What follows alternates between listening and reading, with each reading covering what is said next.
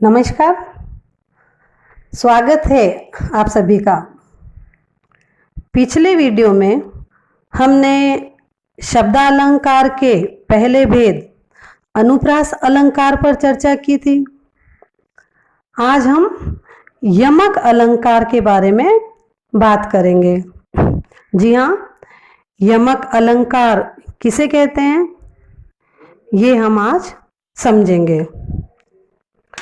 देखिए, जब काव्य में एक ही शब्द दो या दो से अधिक बार आए और उसका अर्थ हर बार भिन्न हो, वहां पर क्या होता है? वहां यमक अलंकार होता है। तो आप कैसे पहचानोगे अब कि अनुप्रास अलंकार है या यमक अलंकार? तो यहां ध्यान दीजिए, यहां कहा गया है एक ही शब्द, और अनुप्रास में क्या कहा गया था? अनुप्रास में कहा गया था एक वर्ण, है ना।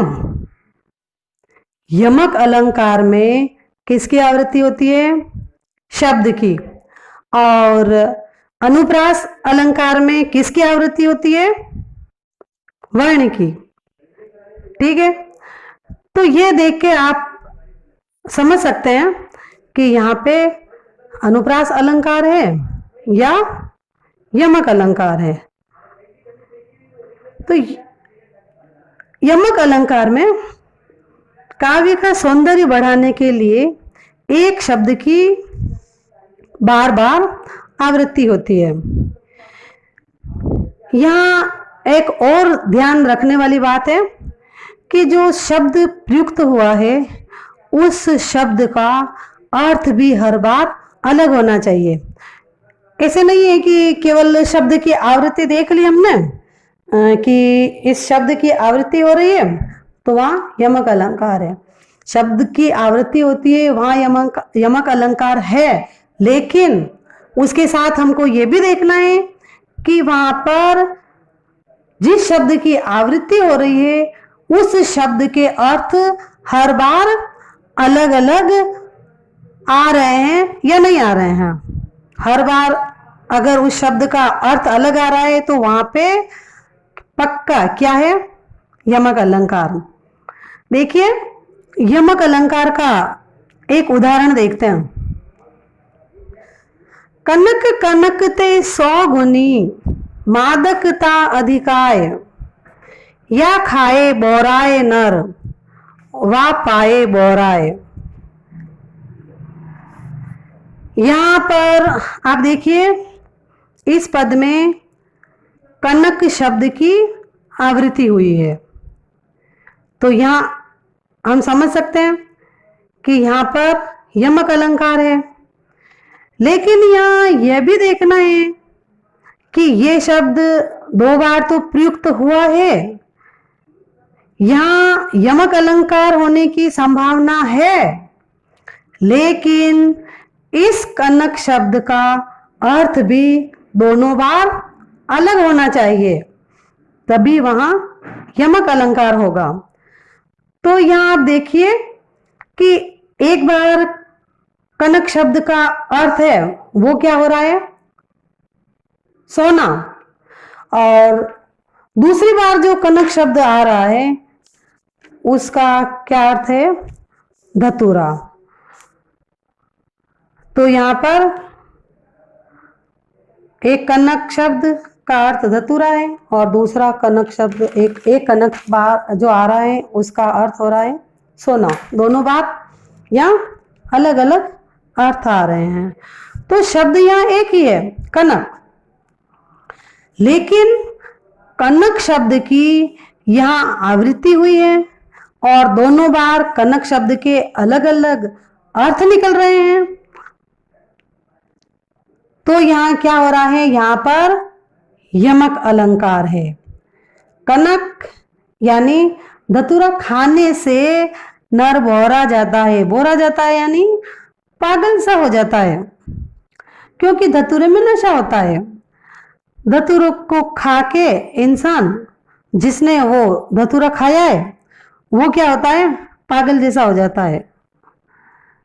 लेकिन यहां देखिए, कनक यानी सोना, स्वर्ण, इसको तो प्राप्त कर लेने से ही नर बौरा जाता है।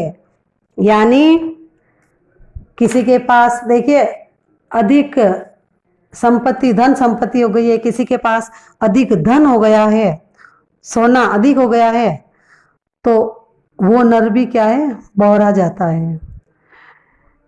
इसलिए यहां कहा है कि धतूरा है उसको तो खाने से नशा होता है, लेकिन स्वर्ण में, सोने में तो उससे 100 गुनी ज्यादा मादकता है, 100 गुना ज्यादा नशा है, कि वो तो केवल प्राप्त कर लेने से ही इंसान में नशा चढ़ जाता है और वो पगला सा जाता है। ठीक है, तो हम कह सकते हैं कि ये जो पंक्तियां हैं, इन पंक्तियों में यमक अलंकार है। यमक अलंकार का एक उदाहरण और देखिए, 3 बेर खाती थी, वे 3 बेर खाती है। यहां देखिए 3 बेर, बेर शब्द 2 बार आया है, तो यहां यमक अलंकार है। लेकिन अब देखते हैं कि इनका अर्थ क्या निकल रहा है। अर्थ भी दोनों बार अलग होना चाहिए, तभी वहां पर यमक अलंकार होगा ना। तो यहां पर 3 बेर, इसका एक अर्थ है समय, 3 समय, 3 बेर।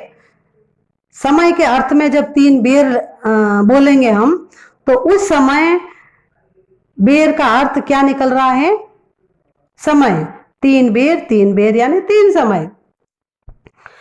और 3 बेर का दूसरा अर्थ क्या है, इसका दूसरा अर्थ है फल। बेर एक फल होता है, 3 बेर यानी 3 बेर के फल। तो स्पष्ट है यहां यमक अलंकार है। पंक्ति का अर्थ देखें हम, तो देखिए वे महल में 3 समय भोजन करती थी। जब उनके पास ये मुगल बेगम थी, मुगल बेगमें, उनके लिए कही है ये बात। तो जब वो महलों में रहती थी, उनके पास सभी सुख साधन थे, वो संपन्नता में रहती थी, उस समय वो क्या करती थी, 3 बेर भोजन करती थी, यानी 3 समय वो भोजन करती थी।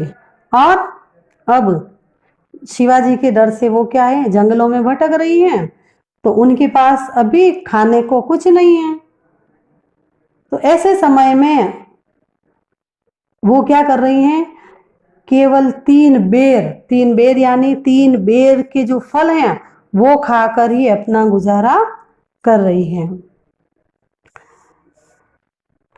ये यमक अलंकार, तो ये हमने यमक अलंकार को समझा। अब अगले वीडियो में हम श्लेष अलंकार का अध्ययन करेंगे। अगर वीडियो आपको पसंद आया है तो अपने दोस्तों के साथ शेयर करें, लाइक करें और हमारे चैनल को ज़रूर सब्सक्राइब करें। तो मिलते हैं अगले वीडियो में, तब तक के लिए जय हिंद।